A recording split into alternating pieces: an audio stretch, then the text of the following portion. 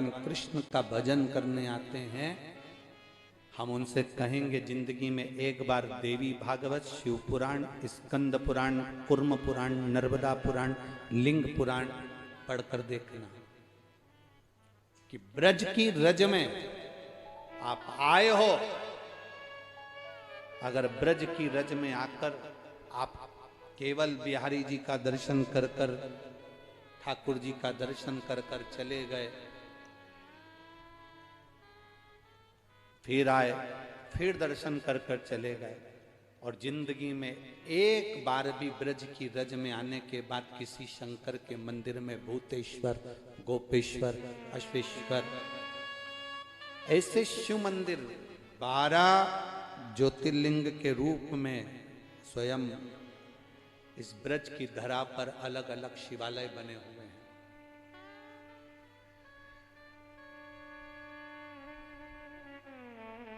कभी जिंदगी में आओ, ब्रज की रज में आने के बाद खाली मत जाना। एक लोटा जल, ब्रज की रज में जो महादेव विराजमान है, कहीं शंकर का मंदिर हो पूरी ब्रज की रज में, कहीं शिवालय हो ब्रज की रज में, एक लोटा जल भरकर शंकर जी को चढ़ाकर और मेरे बिहारी जी को प्रणाम कर कर जाना। ये झोली खाली नहीं, भर कर लेकर आओ।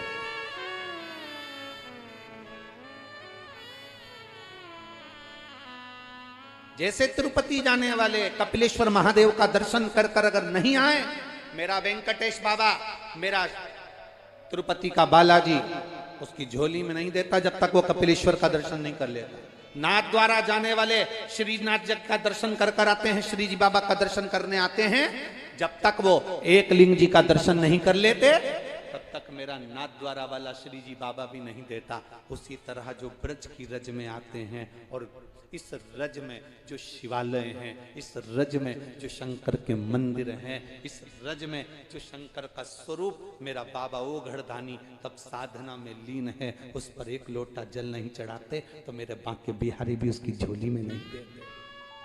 ये दोनों आप आए हो ब्रज की रज में, कितना कितना देवराज नाम का ब्राह्मण जो कि चोरी करता, धन लेकर आता, चोरी का धन लेकर आने के बाद भी उसके जब प्राण छूटे तो बेलपत्री के वृक्ष के नीचे छूटे।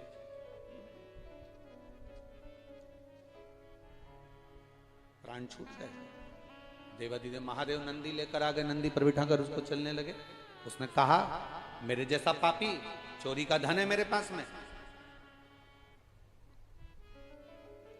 चोरी का धन है मेरे पास में, मेरे जैसा पापी। एक पत्र में एक महिला ने लिखा है कि लोग मुझे ताना देते थे तेरे घर में औलाद कभी नहीं होगी।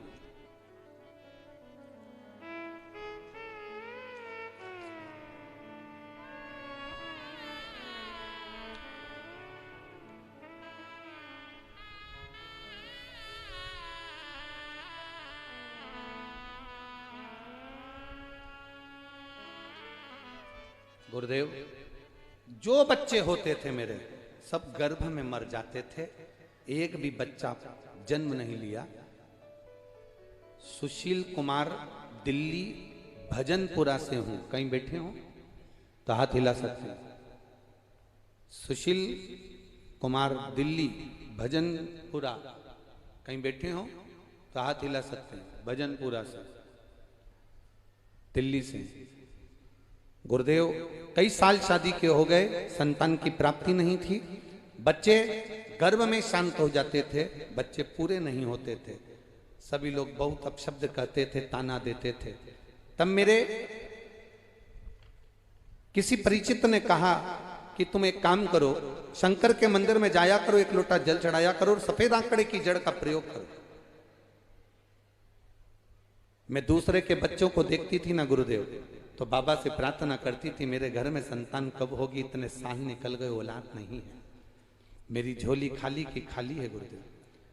मेरी मम्मी ने फिर मुझे कहा कि तू एक बार सफेद आंकड़े की जड़ का प्रयोग कर, पशुपतिनाथ का व्रत कर।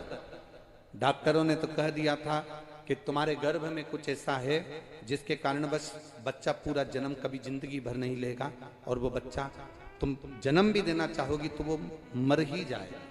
और ऐसा हुआ गुरुदेव। कई बार बच्चा गर्भ में ही मर गया। कहीं बैठे हो तो हाथ हिला सकते हैं। गुरुदेव, मैं बाबा का क्या गुणगान करूं? पशुपतिनाथ का व्रत चालू करा और बाबा से प्रार्थना करी। 4 अप्रैल 2023 को बाबा की कृपा से, जिन डॉक्टरों ने कहा था कि तुम्हारे यहाँ संतान का सुख नहीं होगा, लोग ताने देते थे, बाबा की कृपा से मुझे 4 अप्रैल 2023 को पुत्र रत्न की प्राप्ति हुई है। मैं बाबा की कथा यहाँ प्रणाम करने के लिए आई हूं। कहीं बैठे हो तो हाथ हिला सकते हैं। ये शिव है, ओ घड़ी शंभु। तेरी कृपा बिना न हिले एक भी अणु, लेते हैं श्वास तेरी कृपा से। बखान क्या करूं मैं राखों के ढेर का, चपटी खजाना गंगधार मुक्ति द्वार ओंकार भोले ओंकार आयो शरण तेरा शंभो। शिव कथा कर रहे। देवराज को नहीं मालूम कि मुझे कैलाश धाम क्यों मिल गया। फिर भी देवराज ने नंदी पर चढ़कर जब देवराज जा रहा था, नंदी पर बैठकर जब देवराज चल रहा था,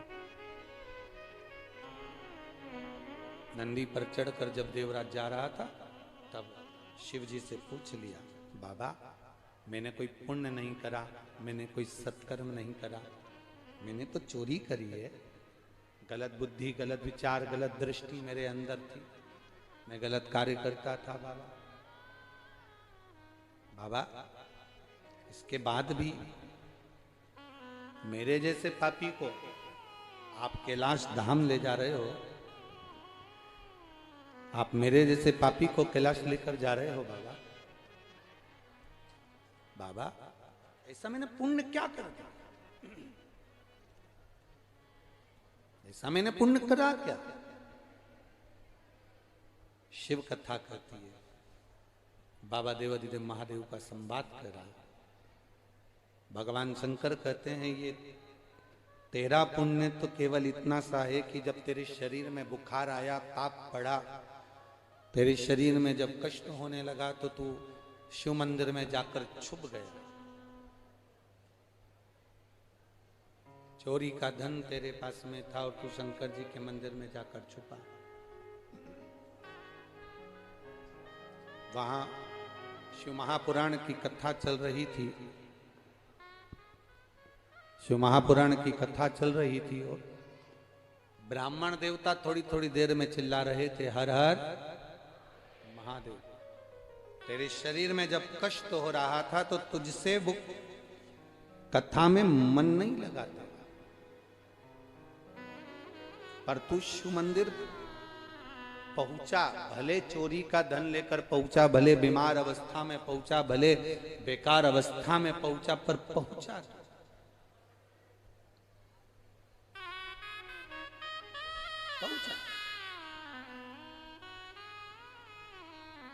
किसान फसल लगाता है, किसान बीज बोता है, तो ये नहीं कहता कि बीज को मैं सीधा रखूं कि उल्टा रखूं। बोलो सही है कि गलत? बीज कैसा डाल रहा है ये किसान को नहीं मालूम कि ये उल्टा है कि सीधा है कि टेढ़ा है कि आड़ा। उसने तो बीज जमीन में डाल दिया। अब जमीन में मिट्टी का काम है, उस जल का काम है, उस मिट्टी का काम है कि उस बीज को वो प्रकट करे, उस बीज को वो जन्म दे और पौधा बाहर की ओर निकले। किसान ने तो बीज बो दिया। आपका काम है, कोई कहे कि तू गलत है, कोई कहे कि तू बेकार है, कोई कहे कि तू ऐसा है, कोई कहे कि तू वैसा है, कोई कहे कि तू ये है वो है।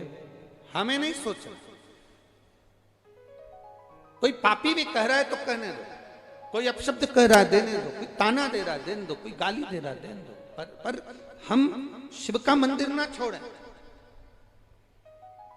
हम भगवान शंकर का शिवालय ना छोड़ें, हम शंकर के दरवाजे पर जाना ना छोड़ें, हम शिव को एक लोटा जल चढ़ाना ना छोड़ें।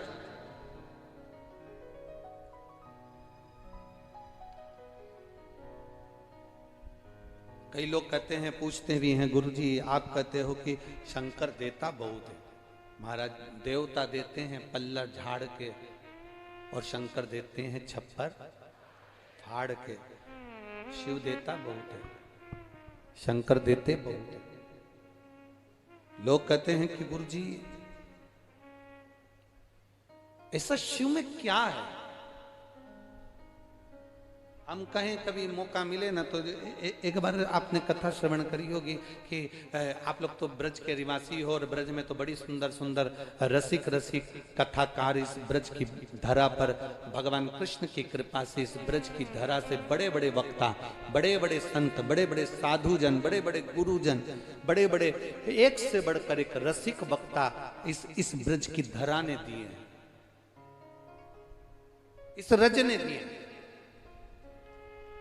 हम तो उन सभी बड़े बड़े वक्ता, कथा के श्रोता, कथा के वक्ता और संत साधु और ब्राह्मण जन, जितने भी इस ब्रज की रज में जितने जितने वक्ता हैं, छोटे से लेकर बड़े तक, उन सब के चरणों की हम तो धूल हैं मात्र। हम केवल एक धूल रज। पर उनके मुख से आपने सुना होगा, उनके मुख से आपने श्रवण किया होगा कि जब यशोदा मैया के घर पर लाला का जन्म हो गया, भगवान कृष्ण प्रकट हो गए, और भगवान कृष्ण जब प्रकट हुए तब प्रकट होने पर भगवान शंकर को लगा कि मेरा ठाकुर आया है, मेरा कृष्ण आया है, मेरा नारायण आया है, मुझे दर्शन करने जाना चाहिए।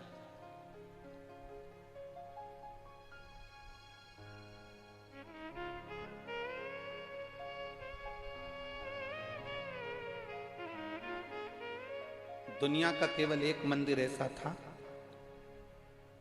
दुनिया का केवल एक शिवालय, भारत की भूमि पर केवल एक शिवालय ऐसा है जहां ना तो पार्वती जी थी, ना गणेश जी थे, ना नंदी थे, ना कार्तिकेय थे। भारत की भूमि पर केवल एक शिवालय, वो ब्रज की रज में आशीश्वर महादेव नंदगांव के पास में थे। केवल ब्रज की रज में पूरी भारत की भूमि में एक महादेव, ब्रज 84 कोस में नंदगांव, नंदी पर्वत के पास में 1.5 किलोमीटर दूरी पर आशीश्वर कुंड के पास में आशीश्वर महादेव। केवल दुनिया का एक शिवालय, केवल दुनिया का एक शिव मंदिर, केवल एक दुनिया का अकेला शिवालय जहां ना पार्वती थी, ना नंदी थे, ना गणेश जी थे, ना कार्तिकेय थे, वो अकेले शिव, अकेले।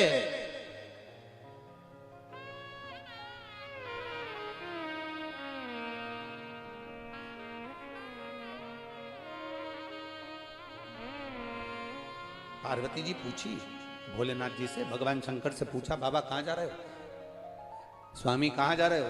प्रभु जी कहाँ जा रहे हो? शंकर भगवान कुछ ना बोले। भगवान भोलेनाथ जी को मालूम था, बता के जाऊंगा तो ये मुझे जाने नहीं देगी, मैं वृंदावन जा रहा हूँ, मैं ब्रज की रज में जा रहा हूँ, ठाकुर जी प्रगटे हैं, मुझे जाना है। अरे जहाँ कहाँ रहे हो? बाबा बोले मैं बताकर नहीं जाऊंगा। इतने में भगवान गणेश जी आ गए, उन्होंने पूछ लिया, पिताजी कहाँ जा रहे हो? अच्छा, पिताजी पर बहुत ध्यान दिया जाता है।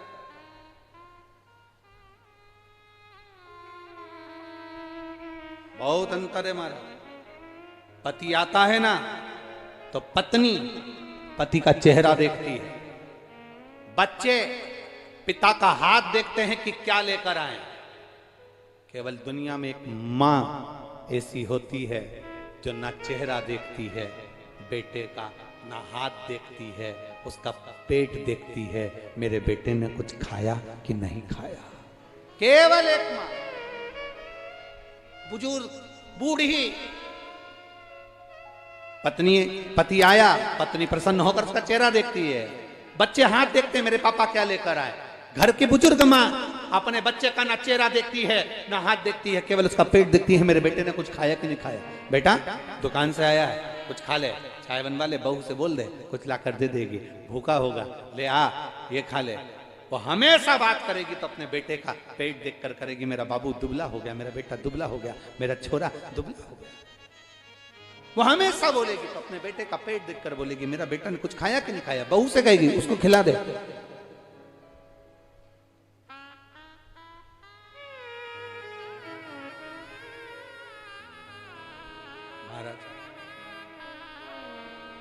भगवान देवादिदेव महादेव से माता पार्वती जी कह रही हैं तुम जा कहां रहे हो, पहुंच कहां रहे हो, कहां जा रहे हो। शिव जी कहते हैं मैं बता नहीं सकता। गणेश जी ने पूछा, कार्तिकेय जी ने पूछा, नहीं बोले। अकेले भोलेनाथ चल दिए। पार्वती जी ने ध्यान लगाकर देखा कहां जा रहे हैं जरा। अब ध्यान लगाकर पार्वती जी बैठी थी तो उन्होंने देखा शंकर जी थोड़ी दूर तक तो दिखे मुझे कि कहां गए, पर फिर बाद में नहीं दिखे तो उन्होंने तुरंत पहुंच गई ब्रह्मा जी के। पार्वती जी ने ब्रह्मा जी से पूछा मेरे स्वामी आए क्या। ब्रह्मा जी बोले नहीं माता वो तो यहाँ पहुंचे ही नहीं। ब्रह्मा जी के यहाँ से भगवान नारायण के पास पहुंची, मेरे स्वामी आए क्या। नारायण बोले माता वो तो हमको दिखे ही नहीं। इंद्र कहते हमें मालूम ही नहीं है। तब पार्वती जी ने गणेश जी से पूछा तुम्हारे पिताजी कहां गए। ये घर के जो बच्चे होते हैं ये कैमरे से कम नहीं होते हैं। ये बहुत बहुत कैमरा रखते हैं। छोटे छोटे जो बच्चे होते हैं बहुत कैमरा। एक छोटा सा बच्चा अपनी दादी से बोला ओ दादी, ओ दादी। दादी बोली हाँ रे छोरा। दादी तू एक बार मुंह से बोल देगी क्या एक बात। दादी ने बोला कौन सी बात। दादी यूं बोल तू टें बोल दे टें। दादी ने बोला बेटा ये टें बोलने से क्या होता। नहीं दादी प्लीज तू एक बार पहले यूं बोल टें। दादी बोली मैं नहीं बोलूंगी, पहले मेरे को बता कि तू टें क्यों बोलवा रहा है। दादी तू बोल तो सही। दादी बोली नहीं बोलूंगी। दादी ने 5 रुपए दिए, जा टॉफी खा लेना। अब बता मुझे टें क्यों बुलवा रहा है। दादी रात को मम्मी पापा पलंग पे बैठ के बात कर रहे थे, जब बुढ़िया टें बोल जाएगी तो सारी प्रॉपर्टी अपनी हो जाएगी, सारी जाएगी।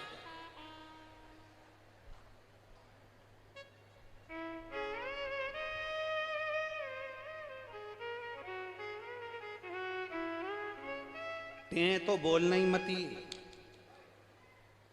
सुभाष जी धर्मपत्नी को बोल देना टें तो बोलना ही नहीं। तुम्हारे पोता पोती कितनी बोले पर अपने को नहीं बोलना। अब बच्चे तो बच्चे। पार्वती जी ने गणेश जी से पूछा पिताजी कहां गए। मां ब्रज की रज में भगवान कृष्ण का प्रागट्य हुआ है, पिताजी दर्शन करने के लिए गए नंदगांव। अच्छा हाँ। पार्वती जी ने कहा मेरे स्वामी आज पहली बार जिंदगी में मुझे छोड़कर गए। 33 कोटि देवता में केवल एक देवाधिदेव महादेव ऐसे हैं जो प्रतिदिन अपनी धर्म पत्नी को प्रदोष काल में, प्रदोष समय में, शाम के समय प्रतिदिन घुमाने ले जाते, प्रतिदिन। और इनको देख देख कर लक्ष्मी जी को भी थोड़ा सा वो लगता है, सरस्वती जी को भी लगता है। एक बार तो लक्ष्मी जी ने भगवान विष्णु से भी कह दिया था क्या है प्रभु देखो उनको शाम होती नहीं, गाड़ी उठाई नहीं, पार्वती को बिठाए, नंदी पे बैठे, दोनों चल गए और तुम हमको आज तक कहीं लेके नहीं गए। जब हम जाते हैं तब तुम नहीं जाते, तुम जाते हो तो हम नहीं जाते।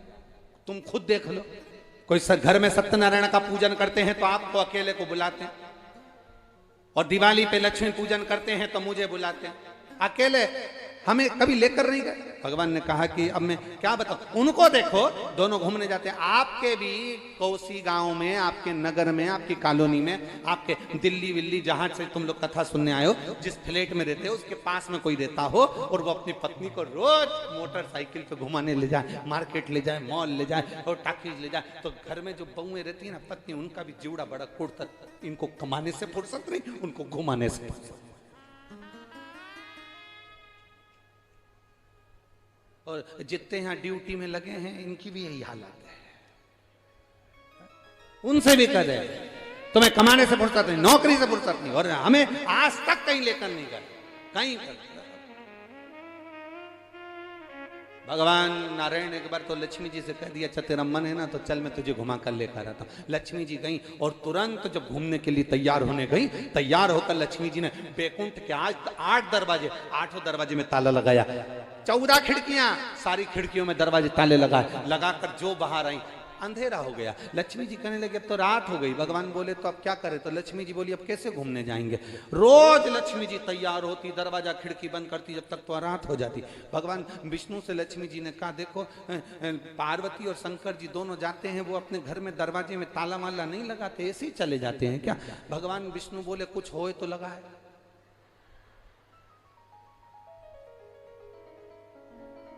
तो उनके घर में कुछ नहीं है। इतने में भगवान नारायण बोले थोड़ा बहुत होगा भी। जब वो जाते हैं घूमने तो अपने गले में से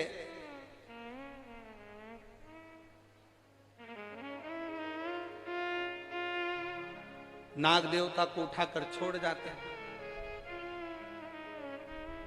रोज जाते हैं, हाँ, सांप छोड़कर चले जाते हैं। तो कोई उनके घर में नहीं जाता। शंकर जी बोले जिसके बाप में दम हो तो चले जाए।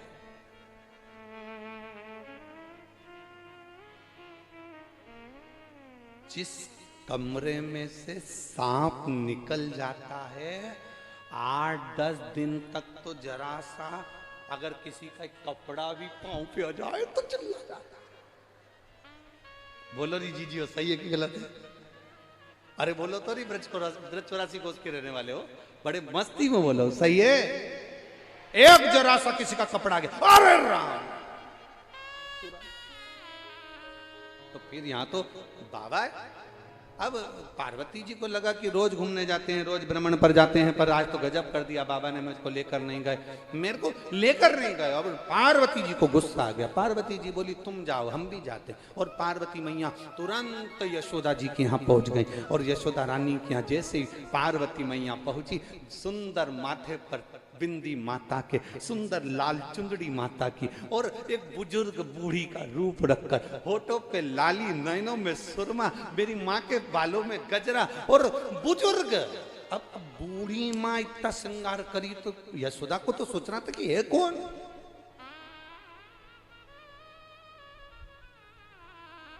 श्रृंगार कर कर पार्वती जी पहुंच गई यशोदा जी के। यशोदा जी ने दरवाजा बजाया। दरवाजा बजाते सी यशोदा जी ने पूछा तुम कौन? पार्वती जी मौली में ब्रज की गोपी हूँ, मैं तो यहाँ से निकल रही थी तो तुमको कुछ सीख देने के लिए आई हूँ। क्या सीख देना है? यशोदा याद करो तुम्हारे बेटे के पीछे पूतना पड़ी थी, तृणावत पड़ा था, अगासुर बकासुर पड़े थे। अब सुन ले, पूतना पड़ी थी जैसे पीछे, जैसे अगासुर बकासुर पड़े थे। इतने में यशोदा जी के कानों में ले जाकर तुरंत पार्वती जी ने कह दिया मैंने सुना है इस नगर में, इस गांव में एक बाबा आया है, भयंकर रूप वाला है, कुछ भी हो जाए उसको अपने बेटे का दर्शन मत कराना, कुछ भी हो जाए। यशोदा जी ने तुरंत, और बहुत ध्यान देना महाराज, जहर दो तरह का जहर होता है। एक जहर मुख में जाता है तो केवल एक व्यक्ति मरता है, और एक जहर कान में जाता है तो पूरा घर मर जाता है।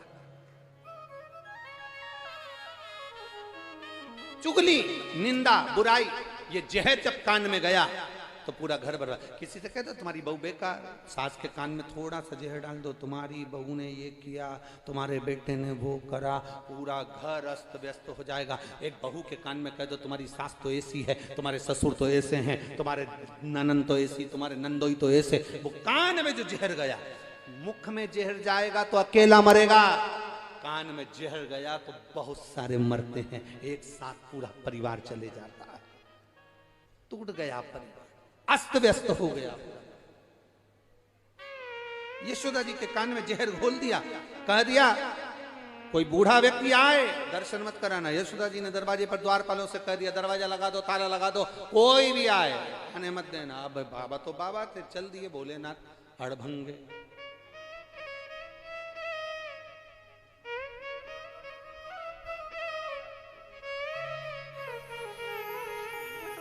बाबा तो बाबा, भोलेनाथ भोलेनाथ भोलेनाथ भोलेनाथ भोलेनाथ भोलेनाथ भोलेनाथ भोलेनाथ भोलेनाथ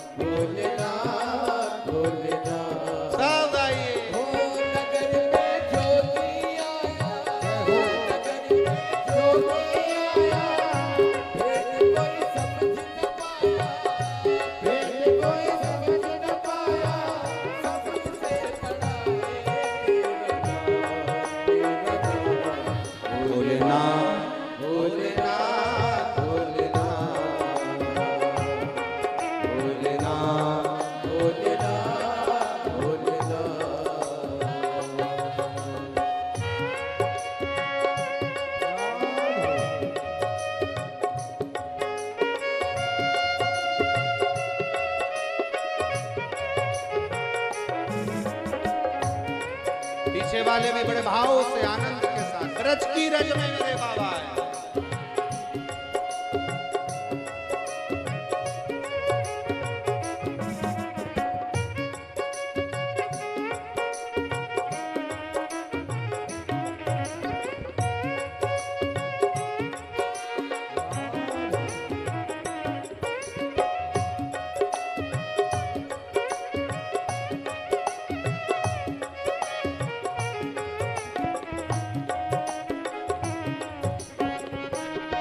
शंभो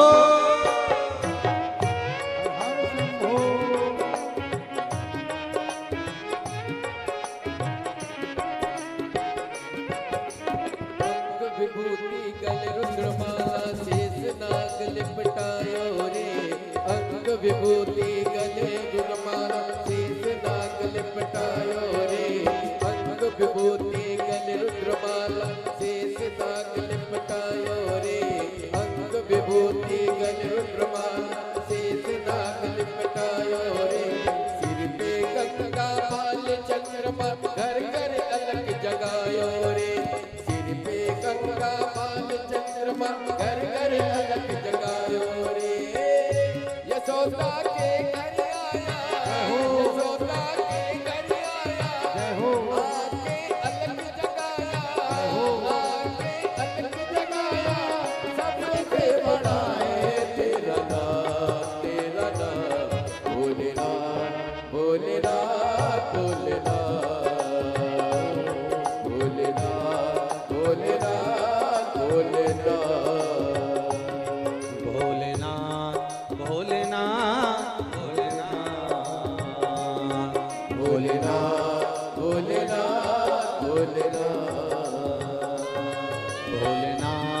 भोलेनाथ, भोलेनाथ, भोलेनाथ भोलेनाथ भोलेनाथ, भोलेनाथ, भोलेनाथ। हर हर महादेव। अपने स्थान पर बैठकर भगवान शिव से भाव से दिल से आनंद से प्रार्थना करते। श्री शिवा नमस्तु, श्री शिवा नमस्तु, श्री शिवा नमस्तु, श्री शिवा नमस्तु, श्री शिवा नमस्तु। भोला सब दुख ओ सब दुख शिव शंकर जप तेरी माला, भोले बाबा जप तेरी माला, भोला सब दुख काटो ओ भोला सब दुख काटो। वेश है मंगलकारी, वेश है मंगलकारी। शमशान वासी शमशान वासी हो सब दुख काटो ओ सब दुख काटो। बाबा आए दरवाजे पर, दरवाजा की अलख लगाई, दरवाजा कोई ना खोले, कोई नहीं। यशोदा जी ने आवाज सुनी, लाला के कानों में शब्द गया, लाला मुस्कुराए, प्रसन्न हुए ठाकुर। अब इतने में तुरंत यशोदा जी के पास खबर गई, बहुत बुजुर्ग सा कोई बाबा आया है, तन पर राख लपेटी है, पर लगता बहुत बहुत पुराना। एक पेड़ की उम्र होती है, व्यक्ति की उम्र होती है, मनुष्य की उम्र होती है, जलचर थलचर की उम्र होती है, मंदिर की उम्र होती है, पत्थर की उम्र होती है, लकड़ी की उम्र होती है, जल की उम्र होती है, सबकी उम्र होती है, सारे देव की उम्र है। पर किसी पुराण में यह नहीं लिखा कि शंकर जी की उम्र कितनी। सारे देवताओं की उम्र का वर्णन लिखा, ब्रह्मा जी इतने, नारायण ऐसे, इंद्र ऐसे, वायुदेव, जलदेव, गरुण देव, वरुण देव, ये सब का वर्णन आया। पर भगवान शंकर का कहीं वर्णन नहीं आया कि शंकर जी की उम्र कितनी है। तो यशोदा जी के पास खबर गई कोई बुजुर्ग आया है, बड़ा बड़ा तेजवान है। यशोदा जी ने तुरंत कहा मैं अपने बेटे को यहाँ क्या करूँ उसके पास में जाकर। यशोदा जी का जाओ तो सर। यशोदा जी ने दरवाजा खोला, पूछा क्या बात है बाबा। बाबा बोले तुम्हारे लाला का नाम सुना है, दर्शन करने आया हूँ। इतने में तो यशोदा जी बस मन में कहा कितना सुंदर बाबा है, राख लपेटा, इसके चेहरे पर कितना चमक है, बस मन कर गया। ठीक है बाबा, अब भी लाई। अंदर गई यशोदा जी, लाला को उठाया, लेकर चली। इतने में पार्वती जी बीच में जूड़ा ऊड़ा बांधी, सुरमा लगाई, सामने खड़ी हो गई। यशोदा रानी तुम्हें मैंने बताया था एक बुजुर्ग बाबा आया है, भयंकर है वो। यशोदा जी के भयंकर तो नहीं है पर सुंदर बहुत है, बूढ़ा भी बहुत, मेरे बेटे को आशीर्वाद देकर जाएगा। पार्वती जी ने कहा हमें क्या जाता है, ले जाओ, बाद में तुम्हारे साथ कुछ हो तो हमसे मत कहना। इतने में यशोदा जी बोली अरे एक बार तू तो देख कर आ। पार्वती जी ने कहा अब भी आती हूं देख कर। और जो पार्वती जी गई और ऊपर छज्जे में पार्वती, नीचे भोले बाबा। पार्वती जी ने जो झांका, शंकर जी ने डमरू खड़काया, जो ऊपर देखा, देखते सी शंकर जी मन में सोचे ये कहां से पहुंच गई।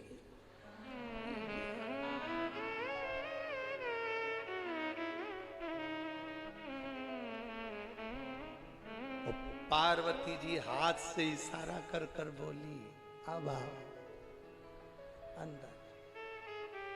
शंकर जी समझ गए ये आ गई तो अब दर्शन वर्शन तो मिलना नहीं। फिर भी शंकर जी ने आवाज लगाई, अलग जगाया, मां दर्शन कराओ। पार्वती जी नीचे आके बोली बिल्कुल मत कराना, यही है वो, ये तेरे बेटे का काल है। अब इसको क्या मालूम कि ये महाकाल है, ये तेरे बेटे का काल है। अब पार्वती जी ने कह दिया, अब तो पार्वती जी का मन क्षुब्ध हो गया, अब कुछ भी हो जाए बेटे को नहीं दूंगी। अब भगवान को लेकर अंदर आ गई। बाबा ने भी सोच लिया क्या करा जाए। नंदी पर्वत के नजदीक में कुंड के किनारे मेरा बाबा अखंड धुनी रमाकर बैठ गए। बैठ तो गए, ये जैसे जैसे धुनी तपे वैसे वैसे कन्हैया चिल्ला चिल्ला कर बिलक बिलक कर रोए, बिलक बिलक। आशा लगाकर भोलेनाथ जी बैठे थे,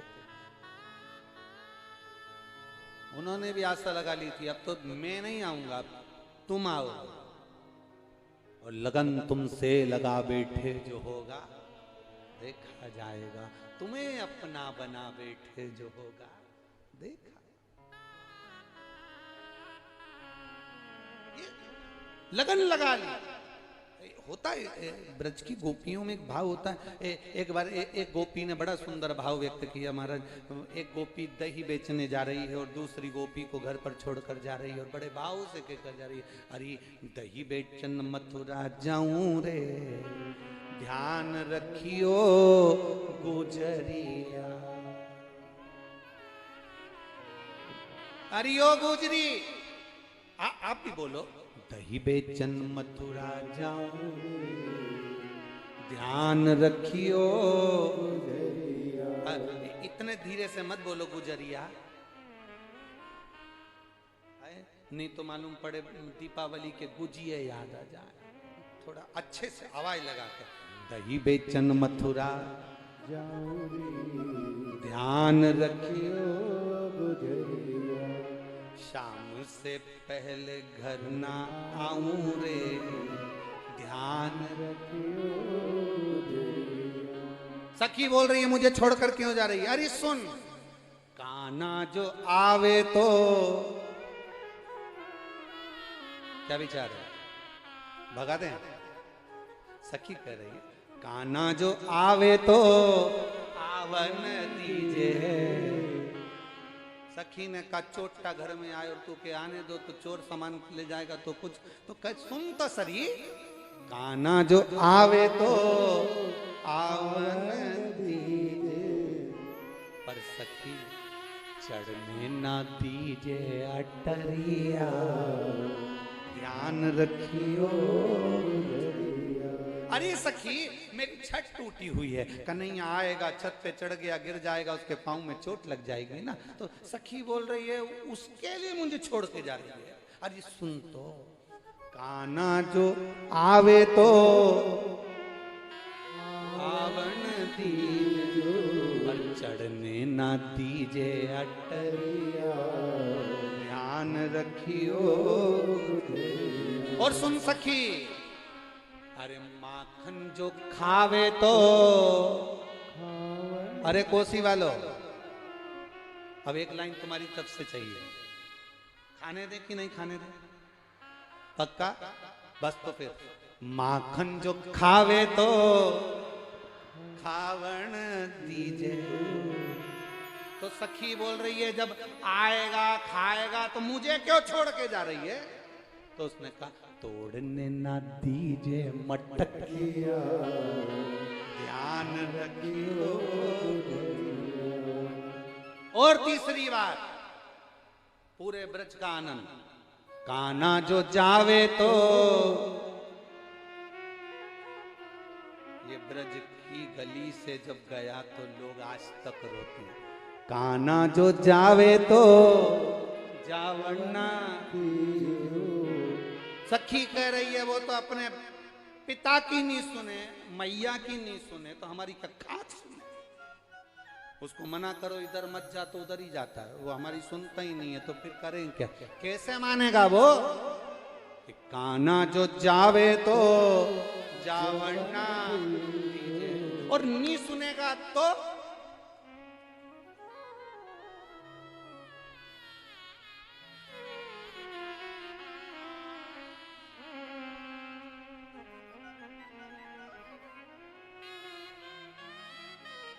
आखिरी का तोड़ है, काना जो जावे तो जावन्ना दीजे, और अगर चले गया तो छीन लीजिए बाकी बंसुरिया, ध्यान रखियो।